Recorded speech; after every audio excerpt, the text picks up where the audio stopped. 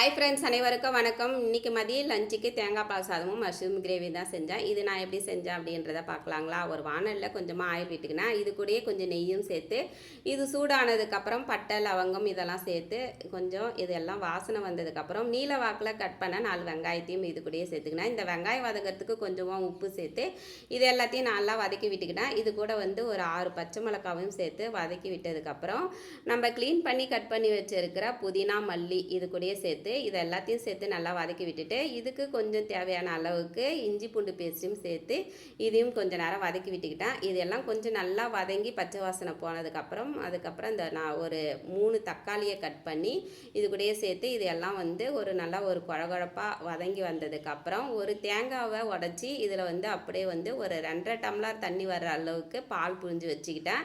2 tumbler அரிசி பாஸ்மதி அரிசியை கழுவி ஒரு 20 நிமிஷம் ஊற விட்டு வச்சுருந்தேன். இந்த தண்ணி கொதி வர்றதுக்காக மூடி விட்டுட்டு அதுக்கப்புறம் தண்ணி கொதி வந்ததுக்கப்புறம் நம்ம க்ளீன் பண்ணி வச்சுருக்கிற இந்த பாஸ்மதி அரிசியை இது கூடயே சேர்த்து இந்த அரிசியும் இது எல்லாம் முழுகிற அளவுக்கு தண்ணி இருந்ததுன்னா அப்படியே விட்டுடலாம். அப்படி இல்லைன்னா நம்ம லைட்டாக இது உள்ள சுட தண்ணி சேர்த்து இது எல்லா அரிசியும் தண்ணியும் கொஞ்சம் நல்லா மேலே வர்ற அளவுக்கு மூடி போட்டு அப்படியே மூட விட்டோம்னாக்கா ஒரு 10 நிமிஷத்தில் இது ரெடி ஆகிடும். இது ரெடி ஆகிட்டு இருக்கிற நேரத்தில் பக்கத்தில் ஒரு வானலில் ஆயில் விட்டு பொடியாக நறுக்குன்னா 3 வெங்காயத்தை இது கூடயே சேர்த்து நல்லா வதக்கி விட்டுக்கிட்டேன்.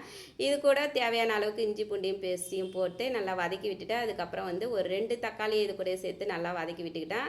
1 ஸ்பூன் அளவுக்கு காரத்தூள், ஒரு 1/4 ஸ்பூன் அளவுக்கு மஞ்சத்தூள், 2 ஸ்பூனு சிக்கன் மசாலா இது எல்லாத்தையும் சேர்த்து எல்லாம் ஒரு பச்சை வாசனை போகிற அளவுக்கு வதக்கி விட்டுட்டு நம்ம க்ளீன் பண்ணி கட் பண்ணி வச்சுருக்கிற மஷ்ரூமும் இதுலேயே சேர்த்து மஷ்ரூமில் தண்ணி விடும், அதனால் கொஞ்சமாக தண்ணி விட்டு இதை வேக விட்டுக்கிட்டேன். இது வெந்துக்கிட்டே இருக்கிற நேரத்தில் பக்கத்தில் இருக்கிற தேங்காய் பால் சாதம் ரெடி ஆகிடுச்சிங்க. இது ரெடி ஆனதுக்கப்புறம் பார்த்தீங்கன்னா பக்கத்தில் இருக்கிற மஷ்ரூம் கிரேவி ரெடி ஆகிடுச்சு. ஃபைனலாக மஷ்ரூம் கிரேவியில் கொஞ்சமாக கொத்தமல்லி தலையை தூவி இறக்கிட்டுனா சூப்பரான மஷ்ரூம் கிரேவியும் தேங்காய் பால் சாதமும் இன்றைக்கி மதிய லஞ்சுக்கு ரெடி ஆகிடுச்சிங்க. 1 வீக்காகவே எனக்கு உடம்பு சரியில்லைங்களா, அதனால தான் என்னால் வீடியோவும் போட முடியல. நான் 1 வீக்குக்கு அப்புறம் தான் இன்றைக்கி கிச்சனில் சமையலே செய்கிறேங்க.